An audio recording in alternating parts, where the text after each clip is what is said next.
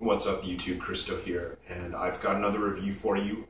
One of the final fragrances that I need to review for my 2015 fall picks. This is Leaves Tea from Comme de Garçons. This fragrance dates way back to 2000, and I love that because it just shows that Comme de Garçons were arguably the first house to truly make avant-garde fragrances. They've stood the test of time. They have a very devout fan base. And, you know, these are fairly mainstream. You know, like everyone that's into fragrances knows Comme de Garçons, you know, even though they're so strange and daring. And I just love that. I think it's so great.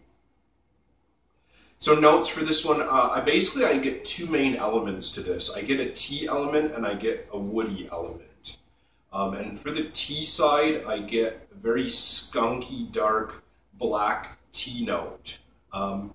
There's also a tea-like substance, tea-like note in this called mate, which is basically a leaf that is used to make a traditional sort of tea in South America.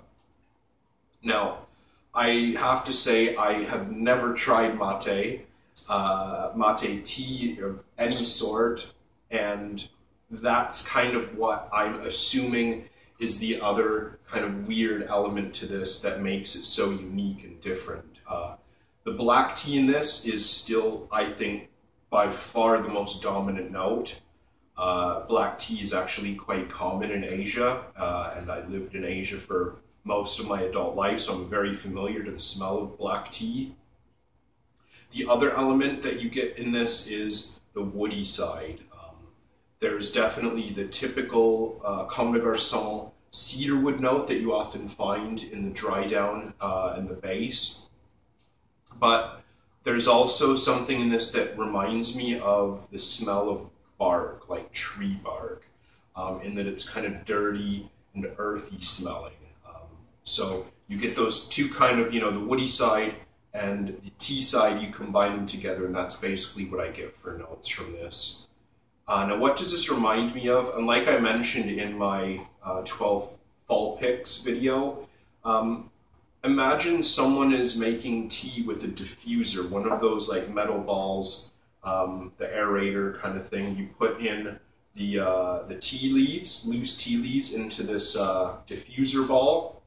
You make a pot of tea. You pour it out, you drink the tea, and you leave the diffuser in there. It's kind of wet and soggy.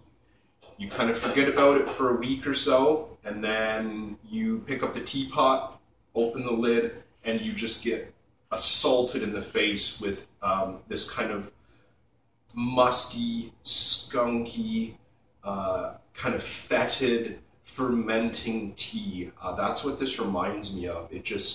It's so strong, it's so in your face. Fermented, fetid tea leaves is basically what I smell from this fragrance. Now, in terms of performance, it's funny, actually today I'm wearing another Comme de Garçons fragrance. I'm wearing Avignon. I just got this bottle in the mail. I was down to just a little tiny bit in a decant that I brought with me, and I sprayed it on pretty heavily. And I did one spray of tea leaves on the top of my left hand. And honestly, I can still get little whiffs of Avignon, but the tea is overwhelming it, like absolutely overwhelming it with one spray on the top of my hand. I probably did about 6 or 7 with Avignon. I did one right here with this, and it's overpowering it. So the projection on this is pretty good, I would say. Longevity is good. I think it's better than a lot of the Comme de Garçons fragrances. I get kind of like 8 hours fairly consistently. I'm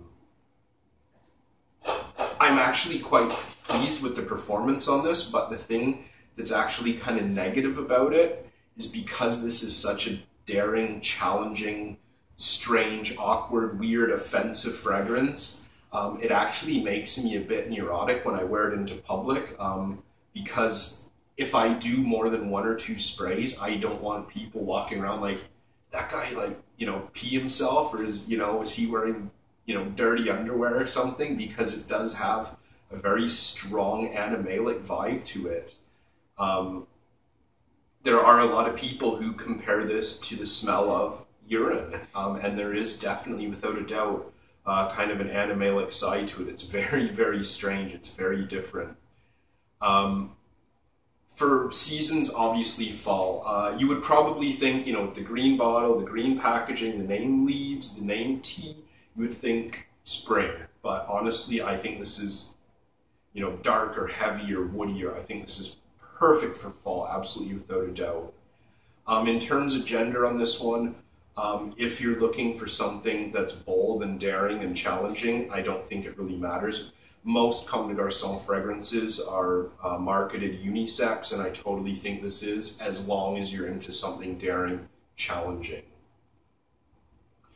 Now, I wanted to talk about the tea note in this, because I know there's a large fan base for tea fragrances, especially on YouTube.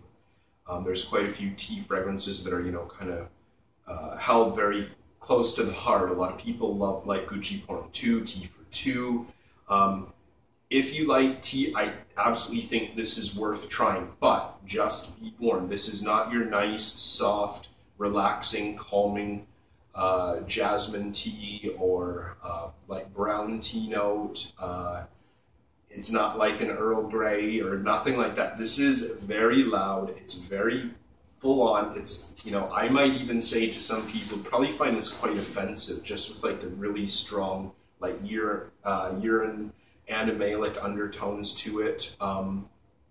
Just warning, I highly recommend trying this, but just because you like tea doesn't mean you're gonna like this. This is absolutely one of the most, absolutely the most unique tea note I have ever smelled. It's just in a league of its own, in my opinion. Now, what are the positives for this? Oh, sorry, before I get into that, almost forgot the price. For price, quite good, quite reasonable. It's about $92 for 100 ml. That's on Lucky Scent.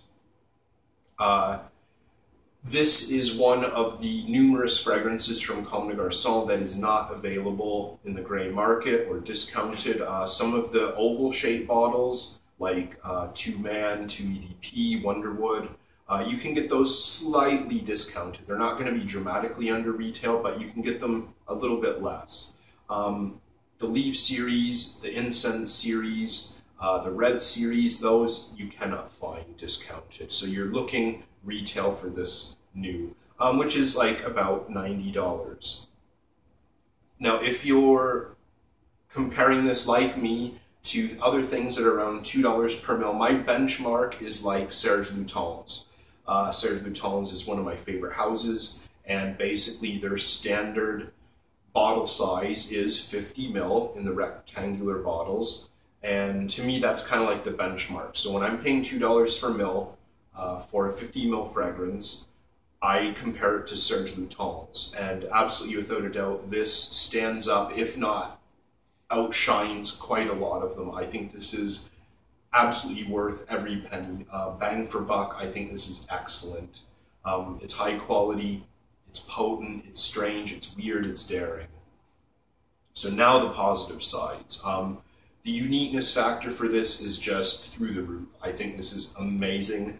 I have never tried anything even close to this, nor have I ever heard it compared to anything, at least credible.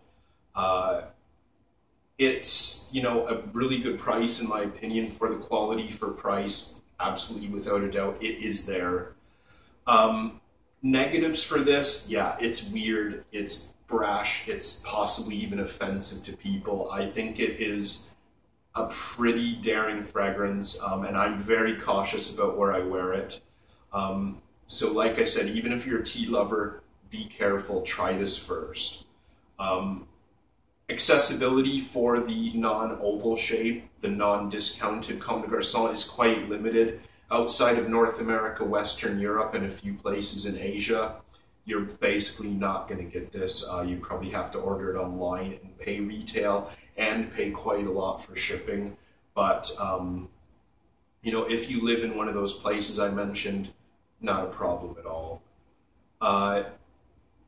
overall, this fragrance to me is just absolutely out of this world. I love it so much, but it's even so challenging and strange and weird for me that I rarely can wear it. When I do, I can totally appreciate it, but I do actually worry that people are gonna smell me and think, what the hell is that guy wearing, you know?